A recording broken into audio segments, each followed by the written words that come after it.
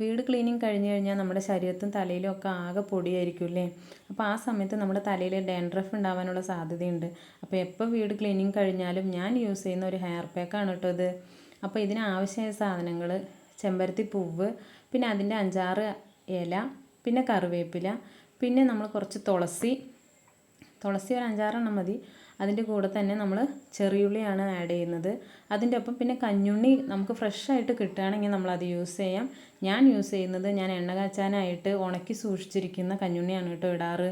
കഞ്ഞുണ്ണി ഇട്ടാൽ അത്രയും നമുക്ക് തലയ്ക്ക് നല്ലതാണ്. അപ്പോൾ ഇതെല്ലാം കഴുകി വൃത്തിയാക്കിയതിന് ശേഷം ഒരു മിക്സിയുടെ ജാറിലേക്ക് നമ്മൾ വലിച്ചു വെച്ചിരിക്കുന്ന ചെമ്പരത്തി പൂവ്, ഇല, ചെറിയുള്ളി, കറിവേപ്പില, കഞ്ഞുണ്ണി എല്ലാം കൂടിയിട്ട് ഇച്ചിരി വെള്ളം ഒഴിച്ചിട്ട് നല്ലൊരു പേസ്റ്റ് പരുവത്തിൽ അരച്ചെടുക്കുക. നല്ല പേസ്റ്റ് പരുവത്തിലാണെങ്കിൽ കുറച്ചും കൂടി നന്നായിരിക്കും. നന്നായിട്ട് അരച്ചെടുത്തതിന് ശേഷം നമ്മളത് ഒരു പാത്രത്തിലേക്ക് മാറ്റിയിട്ട് നമ്മൾ ഏത് എണ്ണയാണോ തലയ്ക്ക് തേക്കാൻ ഉപയോഗിക്കുന്നത് ആ എണ്ണ അതിൽ മിക്സ് ചെയ്ത് നന്നായിട്ട് മിക്സ് ചെയ്ത് കൊടുക്കുക കേട്ടോ.